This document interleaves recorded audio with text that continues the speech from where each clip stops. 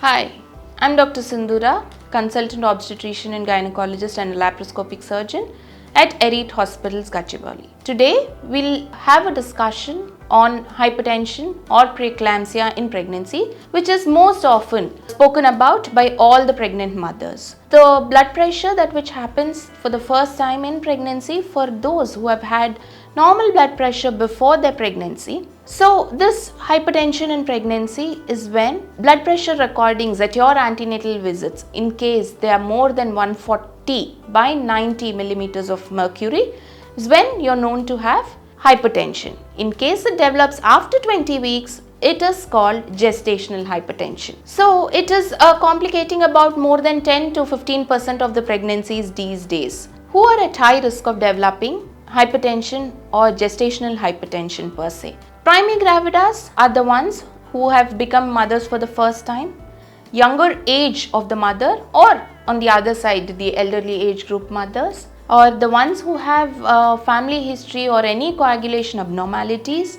Autoimmune diseases are the ones who are at a high risk of developing this hypertension. Why does this gestational hypertension happen? It's because of the abnormal placentation that happens during the second trimester of your pregnancy, is when that results in development of preeclampsia. So the placenta is the structure which connects the mother to the fetus. In case the blood supply here and the vasculature or the invasion is affected during the phases of development, that's when the woman develops hypertension.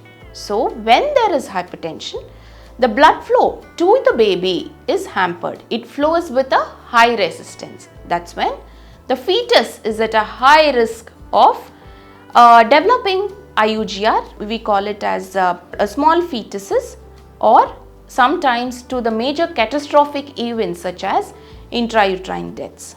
Hence, it's always better to get your BP checked, and in fact your obstetrician is going to check your blood pressure and monitor it at your each antenatal checkup and then make a recording. Supposing in case it is not more than 140/90, or as compared to your first trimester, in case there's an increase in the systolic blood pressure by 30 millimeters of mercury and the diastolic increase by 15 millimeters of mercury, also is considered as gestational hypertension. Hence, is associated with really catastrophic events. It is best to start off with oral medications as soon as possible to avoid the complications associated with it. What are the complications of gestational hypertension or preeclampsia per se during pregnancy? For the mother, she is at a high risk of having development of seizures, which is also called as eclampsia in pregnancy, in case it is not controlled well.